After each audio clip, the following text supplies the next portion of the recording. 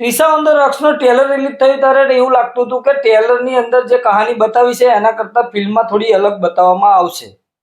Hello મિત્રો, હું છું અમિત, તમે જોઈ રહ્યા છો સિનેમા શો. આજે રિવ્યુ કરીશું ત્રિષા ઓન ધ રોક્સ મૂવીનું, જે આજે થિયેટરમાં રિલીઝ થઈ છે હિન્દી અને ગુજરાતી બંને ભાષામાં. રિવ્યુ કરીએ પહેલા ચેનલને સબસ્ક્રાઇબ જરૂર કરી દેજો અને બેલ આઇકોન પ્રેસ કરવાનું ના ભૂલતા. વાત કરીએ ત્રિષા ઓન ધ રોક્સ મૂવીની તો 2 કલાક અને 51 મિનિટની ફિલ્મ છે. રોમેન્ટિક કોમેડી ડ્રામા ફિલ્મ છે. યુએસ સર્ટિફિકેટ ફિલ્મને મળેલું છે એટલે ફેમિલી સાથે જોઈ શકાય, પણ ભૂલથી પણ ફેમિલી જોડે જવાનો પ્રયાસ ના કરતા, કેમ કે આ ફેમિલી મૂવી છે જ નહીં. જાનકી બોડીવાલા, હિતેન કુમાર, રવિ ગોહિલ જેવા સ્ટાર્સ તમને આ ફિલ્મમાં જોવા મળવાના છે. કૃષ્ણદેવ યાજ્ઞિકે ડાયરેક્ટ કરેલી આ મૂવી કેટલી અસરકારક છે, કેટલા લોકોને પ્રભાવિત કરી શકે છે, ખાસ કરીને યંગ જનરેશન. ફિલ્મની સ્ટોરીની વાત કરીએ તો ત્રિષા એક ખુલ્લા વિચારવાળી છોકરી છે. એના પપ્પા પણ ખુલ્લા વિચારવાળા છે.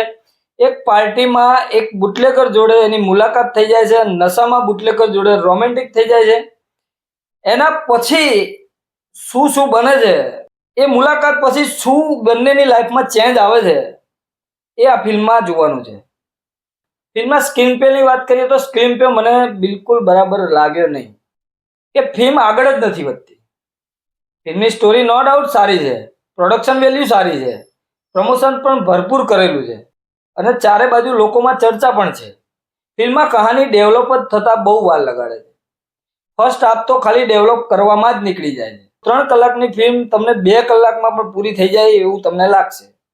ફિલ્મમાં બીજીએમની વાત કરું તો બીજીએમ સુપર છે.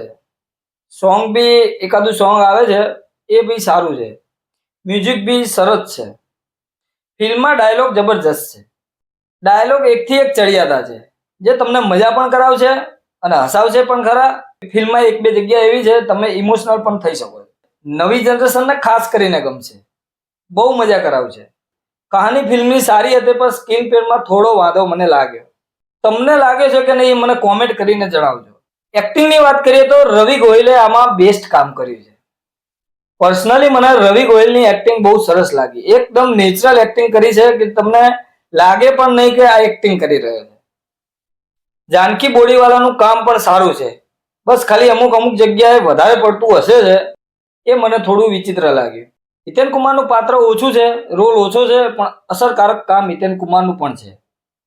ફિલ્મ બહુ લાંબી છે, બીજી કોઈ વધારે ખામી મને લાગતી નથી. સ્ટોરી પણ એકદમ નવી ફ્રેશ સ્ટોરી છે. અત્યાર સુધી મેં તો આવી સ્ટોરી જોઈ નથી.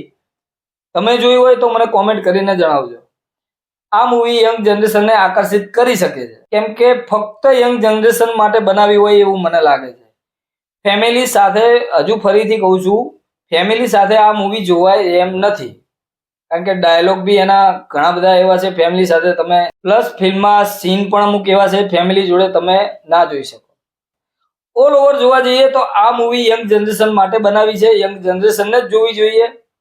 તમે જો ફિલ્મ જોઈ હોય તો તમને ફિલ્મ કેવી લાગી છે કોમેન્ટ કરીને મને જરૂર જણાવજો.